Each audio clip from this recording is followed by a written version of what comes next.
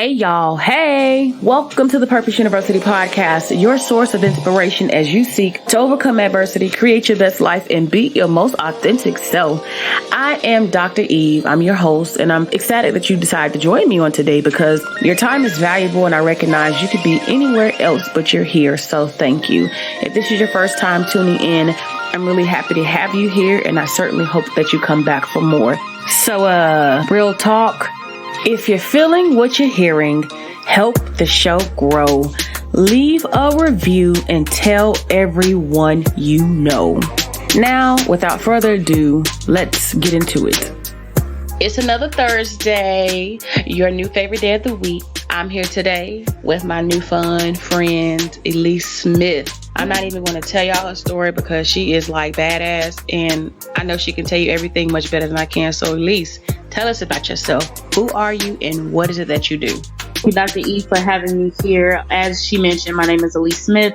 I hail from Detroit, Michigan. I currently live in Bloomington, Indiana.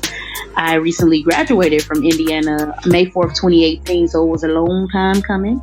But here I am now, and in the fall, I will pursue my PhD in ethnomusicology and urban education. A little bit about myself. Prior to coming to Bloomington, Indiana, I worked in a local high school, Belleville High School, where there were 1,800 students, 407 identified as seniors, and 60% of that number had low-income first-generation students who were anything from dealing with pregnancy scares all the way to trying to figure out even if they were going to make it past their first semester, and then how to even trust and believe in this new black body that was set at the end of the hallway who seemed to be hip and young and cool but still relatable, and knowing that at the end of the day I didn't play any game. So coming into that space, it led me pursue my higher ed degree at Indiana University with the intent of saying, how can I understand and relate to students who have been through what I've been through, who understand that life isn't easy and that you're going to make these transformations and changes that nobody necessarily gives you a roadmap and a lifeline. You know, sometimes you just have to figure it out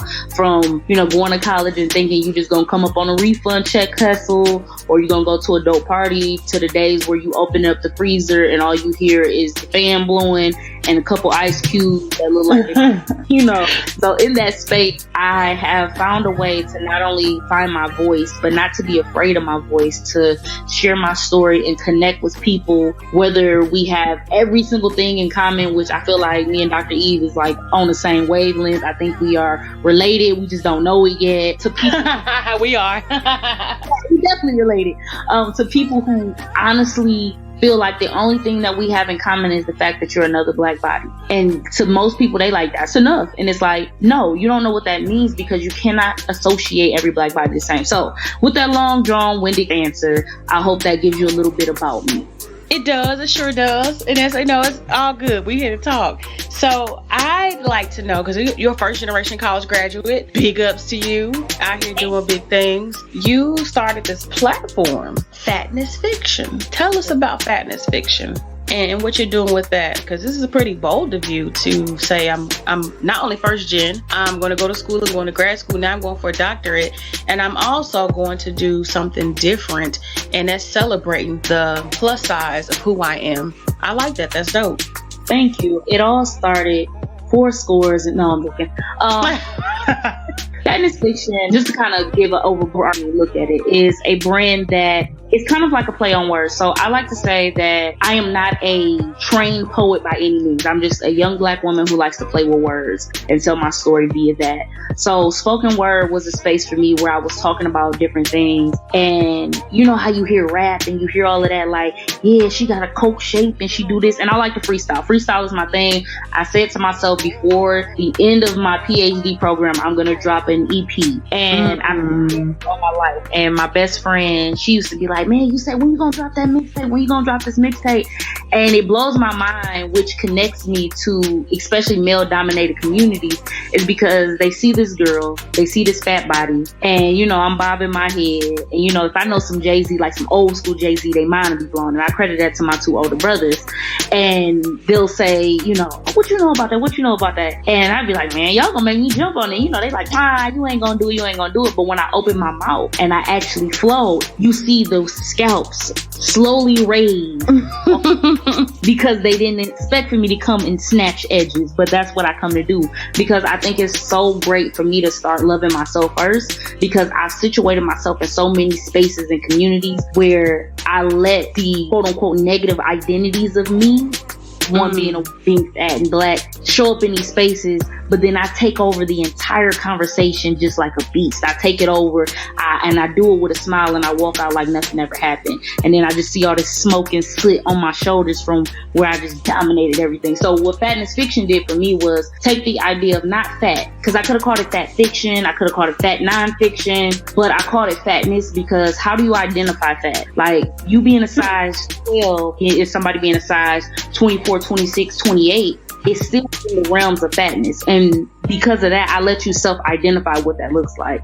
I look at those identities that come from spaces where they have told us, no, you can't be this size, and no, you can't do this, you're still considered fat. And in an earlier conversation, Dr. E and I was talking about, Beyonce used to be considered plus size at one time. Yeah. It's Beyonce, and I'm talking about people who are diehard Beyonce fans, especially in the black and brown communities. We looking like, no, she's not. Like, her stomach's flat, she's toned, but in whitewash America, she would have been considered that. So for me, I said fiction is the opposite of the truth. But who is the person that's defying truth? I've always been the person, I used to tell my sister growing up, I said the only word that should be in the dictionary, it should be defined. Because I should only be able to tell you what it means to define a word. Because I could look at a situation totally different from you, and how you define it is totally different from my experiences. So the fiction part came in is because so many people have ideologies about bigger bodies. Oh, they lazy, they uneducated, they don't smell good, they're not attractive. It comes with all of this. So I want you to see Fatness Fiction. My entire brand dispels the name. I actually intentionally go against the name by showing you people who are educated, showing you people who are beautiful, who are smart, who are doing all of these great things that actually go against the whole idea of what you think is fat, what you think is that. If you want to look at it in a lyrical context, I am the destroyer of my own brand, while being like a phoenix. As I burn it down, I'm actually bringing forth this ashes and these new births of how you identify fatness. And I think people don't see that yet, and I'm kind of okay with that, because I want them to think like, oh, Fatness Fiction. But have you ever really thought about the name? Have you ever really unpacked what fiction means and why I'm using it the way I did? So I was in my graduate course. I was in my first year last semester, January, and our teacher asked, what are you doing over the break? Like, what have you been doing? And went around the room. When it came to me, I said, I wrote a book about being fat. The whole class turned around and looked and was like, what? And I was like, yeah. So they was like, can you tell me more? And it's like, I've always been that person to only give you enough to see if you really gonna bite. Because there's no point in me pouring my entire story. If you don't care, I'm not gonna share my story. So I'm gonna give you enough that grabs your attention and be like, oh, tell me more. I want to know more. So I told them about this. Like, when we look at, student development theory, we talk about, visible disability and disability. But I said weight shouldn't be one of those things if it's not physically a disability for you. So I talked about the fear of coming in the classroom and you sitting in a small chair, or the fear of you there with a smaller body. And as you go up these stairs, if both of y'all get in the classroom, the skinny person or the smaller person being out of breath is no question. But I have passed my book because you might judge me. So Fatness Fiction became this space where I wanted to tell my story, but quickly I suppressed my story. I reserved it for the time that it needs to be told, because as of right now, I don't believe God want me to continue to be like me, but more of creating a story and platform where these other people are saying literally the same thing. And at first I got it, I'm like, people are saying the same thing, but that should be a constant reminder that the reason why we're saying the same thing is because y'all are not listening to us. And this is why we have to do it. So the birth of Fatness Fiction came out of that. With that came the Plus Size Magic Radio, where I took the time to just be able to create this platform where bigger bodies can come and tell their story and how weight affects them. And for those who don't think about it, to actually start thinking about it and realize stuff that they don't even recognize as microaggressions that really create stress for them. They can start being upfront with people and say, so why do you think that? And start checking people to say, whatever you say to me, you shouldn't have the ability to say it because it makes you comfortable. So why should I have to live uncomfortable because you get to say something to make me comfortable? So Fatness Fiction is about dispelling all of those myths, challenging those ideas, and saying, if you really truly care about me, why does it come in the form of discrimination? And because of that, you need to shut up and check your own privilege within even having size that is not discriminated against. Love that. So as you were talking, I had this thought come to mind. what would you say are the similarities in being fat and first generation? Oh, looking up some Because think about it, it's just as you're talking, I'm like, yeah, I mean, because we talk about what people believe, right, in this fiction, what people make up, but also how you teach people about your story. Because even in being first generation college graduates, it's significant. And just like you're saying, sometimes people don't think that it means anything or that it's not supposed to mean much. Like, oh, there's no problem with you being first gen. I'm a first generation graduate. I came from a low SES background, which means I have the capacity to be so much different than what I've ever been in my life and more than what maybe my parents have ever been. However, where I come from may still hinder what that is, but your perception of me being from that place also may have an impact on how you perceive me, because I'm first generation, I'm Black, I'm from a low SES household, and then as we talked about before, I'm fat. So what similarities, I mean, again, like, can you see or can you identify even in this moment? I would say some of the similarities between being a bigger body or identifying as fat and low income first generation is, one thing I want to say is first generation and fatness is definitely an identity that can intersect for those people who hold. And I think intersection, especially from, Kimberly Crenshaw's Theory of Intersectionality, 1989, like me and her need to be best friends, but she can't pick up the phone. I think for that, just point that out, is you already have a space that you're entering that nobody else had to enter. And that may be that education piece. So I'm coming into this institution to learn to better myself for whatever reason. And for me, it was to escape generational poverty. Family after family, birth after birth, we always got caught in this cycle of somebody go work at a plant, somebody go work, as a janitor, somebody come do this. And it was the cycle of you worked every week to get a paycheck, to put gas in your car, to get back to work, to take one vacation every couple years, to fight during Christmas, to be unhappy, and the list goes on and on and on. Were there good moments? Yeah, you come together, you have your little hood party, somebody barbecue on the side of the house, and the whole hood come together, pop some fireworks, and celebrate.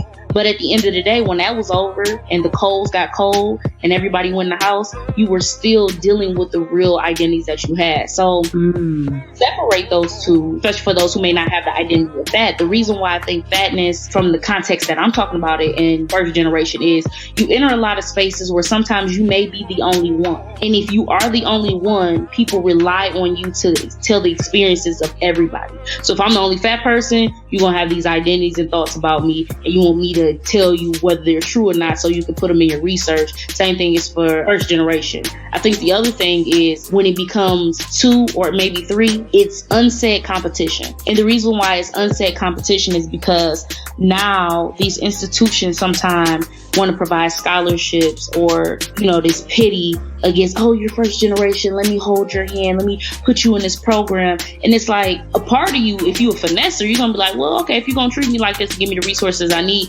thank you. But what I'm going to do is take everything y'all got and change my community. And my experience as first generation, when I graduated from Eastern Michigan University, which is right down the street from the University of Michigan, Ann Arbor. Michigan is a #1 public institution within the Big Ten. I worked there 2 years. And even after graduating with my health administration degree and working in healthcare IT as an undergrad at Michigan, I never applied for one job once I left. To this day, later, I never applied to work in Michigan because, one, my racial identity was attacked very, very frequently in microaggressive ways, and my identity as a woman was attacked very frequently in microaggressive ways. So Michigan wasn't a place for me. It was not a fit for me. And I know people who graduated from Indiana who they work in Michigan, or they went to pursue their PhDs in Michigan, and I'm just like, y'all can keep that. Go any other color but that, y'all can have it, because it wasn't for me. I've met some great people from there. So even as a first generation person in that space, I went from Eastern Michigan down the street, the little ugly cousin, and I went to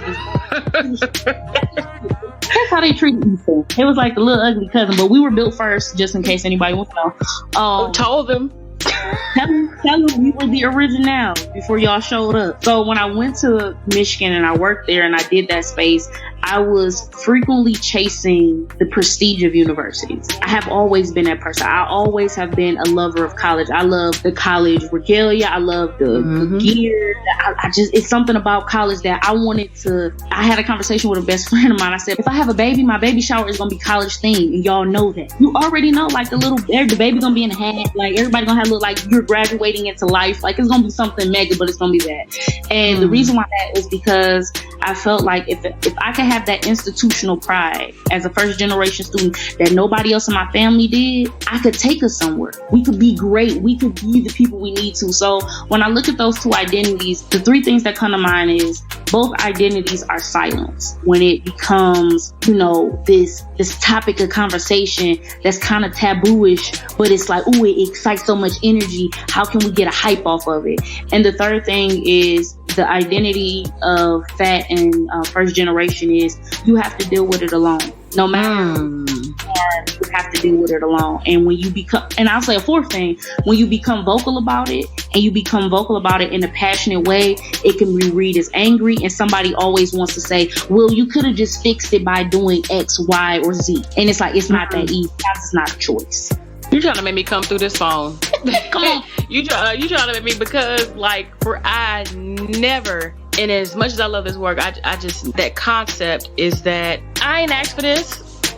You know what I'm saying? Like, and it's not as easy as you think it is. It's like this first gen life. The reason it's so important to me is coming out of school and having to learn how to face the world alone and having to figure out how to navigate these jobs, and then coming from this low SES background where my mama told me to speak my mind, and then having to figure out how to be professional. When my mama just was real straightforward with me growing up. And so I know to be straightforward, I don't know how to package it and butter it up to make it really sweet to deliver it to you, and to have to navigate all of these parts of who I am. I love trap music, but then I can write a paper real nice. And it's so complicated because, like you said, nobody understands it but you. And then to try to explain it, well, pick yourself up by your bootstraps, keep it moving. But you grown, we ain't gonna mentor you because you grown, you don't need nobody. Listen.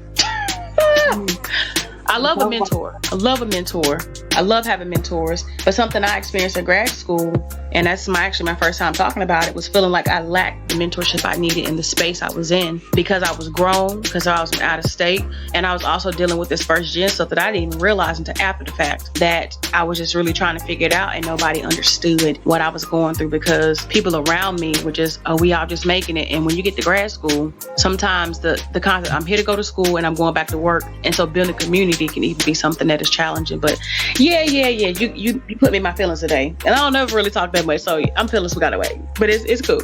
As long as your feelings make you be authentic, and I appreciate it. Something you said about grad school, I think it's kind of messed up. What happens is low come. First generation. I like that, low come. We're going to change it up. Low come, no, keep it. Low come students. What they fail to realize is once you're that student, you're always going to be that student. You may not be that person forever. You may not be, but in certain spaces, that characteristic shows up, because if I'm low income first generation as a high school student, as a college student, I'm going to be that way as a grad student. I'm going to be that way to a PhD. I'm going to remain that student because nobody before me did it. And that's why mentors are important.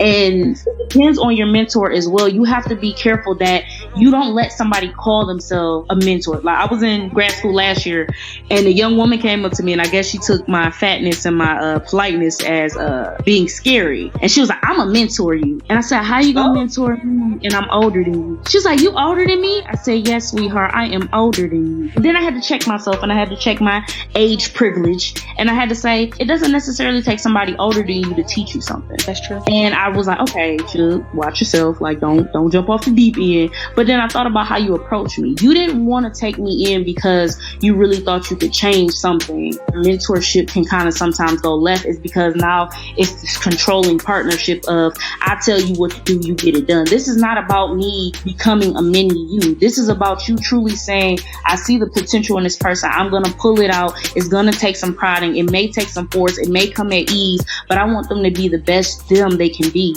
And being a first generation student, I don't know what that best me is yet, because my family hasn't told me or went through those hurdles and jumps for me. So being a grad student and being in that space for the first time, not being able to call back home, not being able to say, hey, what does this mean when my teacher say your thesis not looking together, when I'm challenging myself. And as an undergrad student, what I ended up doing is I pursued double honors, because I had not heard about honors at all. My sister went on a campus tour of the institution I was at, and the day that I took on a campus tour, they went past the honors college. So I was like, why haven't I never been told about this? But I was also a transfer student from a community college, so I had that college route first.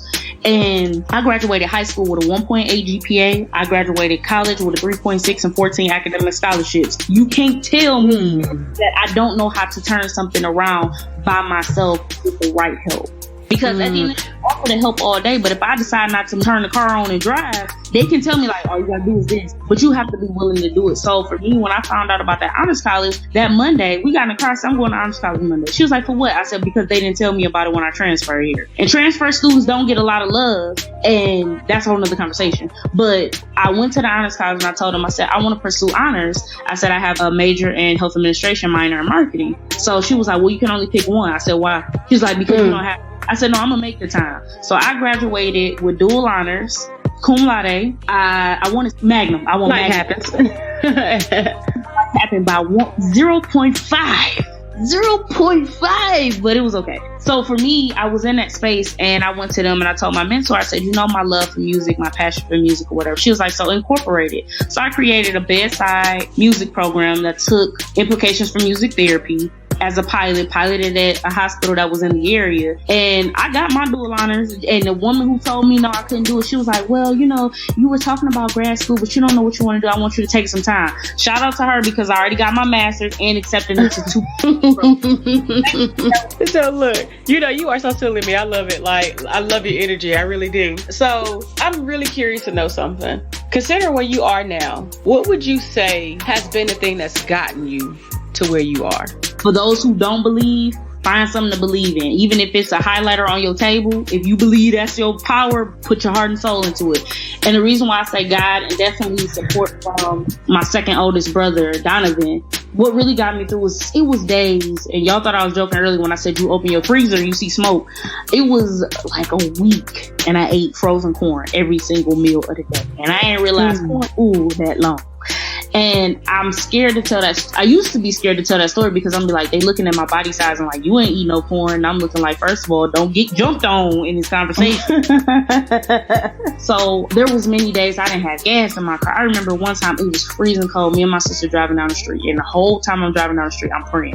I'm like, God, don't let the car shut off, because we have been driving on E for 3 days. But I couldn't call home and ask for $20. That was something they didn't have. I knew once they picked up the phone and heard my request, it was gonna be, you don't have it. That was just gonna be our lives. So me and my sister, middle of the night, I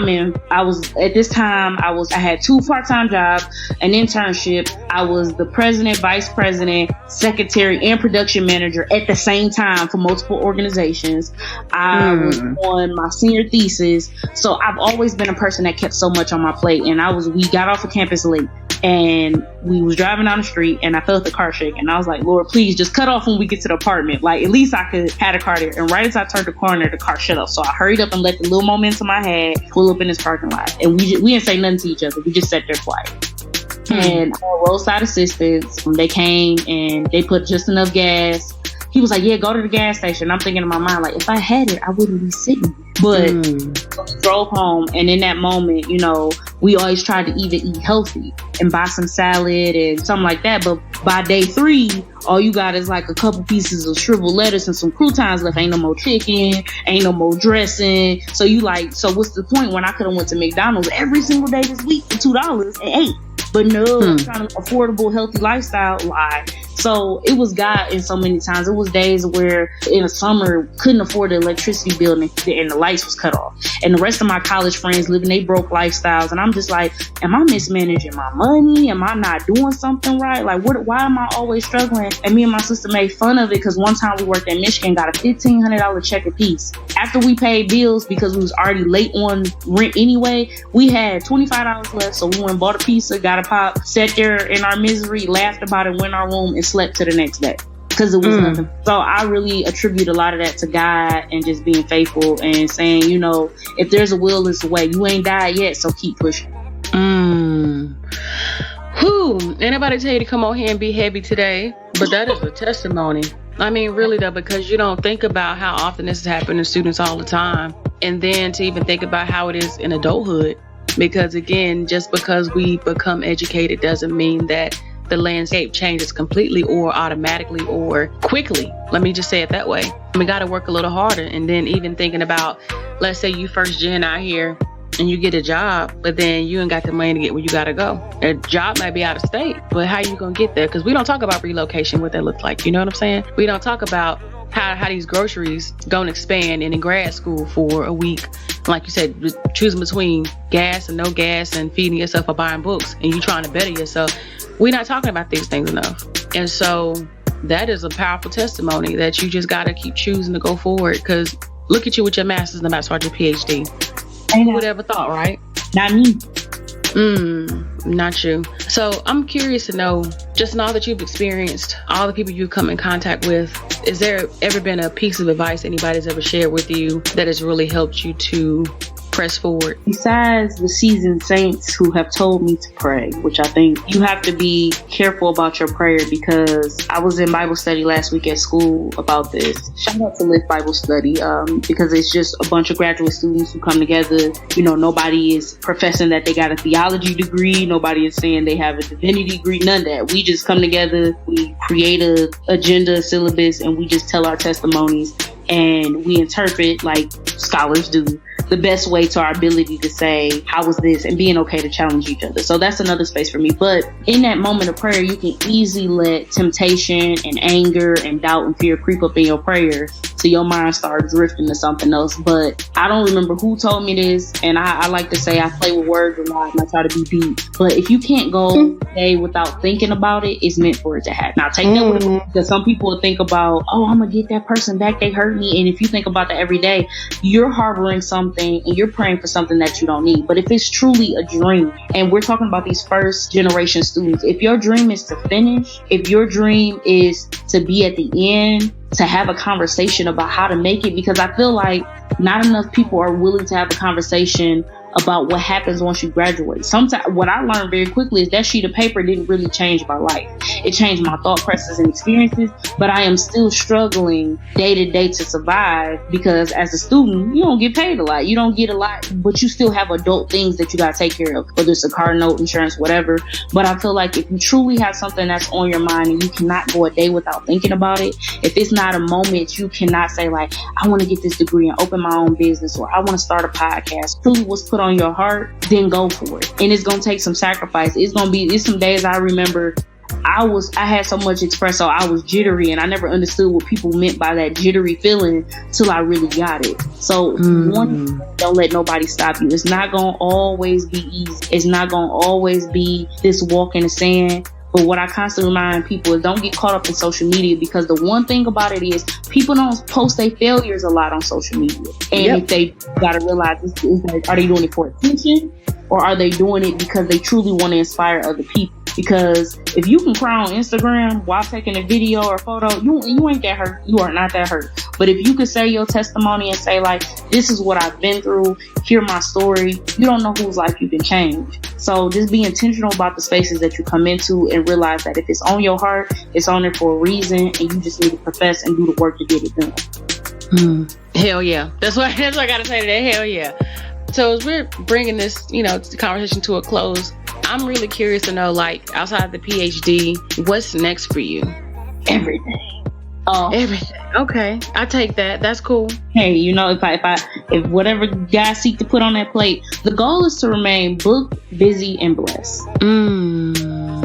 And the reason why I say booked, busy, and blessed is because if I'm booked, I don't have time, hopefully, to deal with no foolishness, the irritation and the competition of life of how can I, keeping up with the Joneses. I feel bad for them, because I know they probably like, why our last name get thrown up in that situation? We ain't nobody tell you to go with the Joneses. Y'all always kept my lifestyle humble, but not to keep up with the Joneses, to remind yourself that you'll be all right. And I think for me, it's just taking Fatness Fiction and my other brand, Trap Scholar, to the next level. Trap Scholar and Fatness Fiction both have a book coming out in the fall. So I'm just hoping to be able to have people read something and chuckle, to come back and sit back and have those, damn, that's real moment. Or, even evoke some emotion for them and be like, that really pissed me off. Like, now that she brought that up, like, that's real. Whether, you low income, first generation, struggling like I was with my sister in college, or you're, a big body person who realized that the world got some issues from it, and even seeing the intersectionality, because what I did intentionally for both books was talk about about being a fat person, the last chapter of each book tells that they're going to intertwine. So whether you buy both or not, you're going to hear the story. It's saying, like, in the end of Fatness Fiction, it says, okay, this is how it is to be a fat scholar. But the Inner Trap Scholar says, this is how it means to be a scholar that identifies as fat. So it kind of crosses those lines from the perspective of, one, being academia, looking at size, and two, being a size, being an academia, and how you navigate those spaces. So I want to have my own plus size modeling agency. I want to expand photography for plus size individuals, whether even if it's just a photo to say, I want to take this picture and never post it. All right, come in here. How can we create seminars and just touch lives with purpose? And that's why I love the name of your podcast, and I love the work that you do, because purpose means a lot, and it doesn't mean the same thing. But for me, it means, how do you fulfill the dreams and the legacy that you're going to leave behind? Because one day you're going to leave this earth, and how do you want to be remembered for being, loud and ratchet? That's fine, because I feel like that's a part of a cultural identity. Or do you want to be known for saying, I changed lives and then I didn't bring as much drama? That's a choice that you have to make. Already, no doubt about that. I love that. So, final thought, and that is talking to first generation graduates out there who are just trying to find their way still, just kind of trying to figure it out, maybe a little bit frustrated. What would you say to them about walking this journey? Walk this journey like you already walked across the stage. So we build up this life to that graduation moment. Like that's the key identifying factor that you made it. And I think the biggest thing that kind of struck me is once I walked across the stage, it was over. You know what I'm saying? The hype wasn't there no more. After you go out that night and have fun. But the next day you wake up, it's just a regular day. Unless, you got some big trip or something planned. But walk your journey as though you already walked that stage, because it's your moment. You're not just a filler. People will treat you like that, but you have to remember why you did it and what's the reason behind you doing it. For those who don't know why you're doing it, you don't know the reason behind you're doing it, find it. If you have a love for this or that, don't get tied into the fact that you're first generation, so all Black girls got to go be a nurse, or all Black students don't only go into communication, or only all Black students can't go into science and math because we're not smart enough. Like, don't box you into those majors and minors. Chase your dream. If your love happens to be music, or your love happens to be, STEM, go chase it, and don't let nobody stop you, and fail to realize, oh, I'm the only one in this classroom. I will be the only one, but you will know I was in there, baby. Every day. Ellise here. Good morning. Good morning. How are you?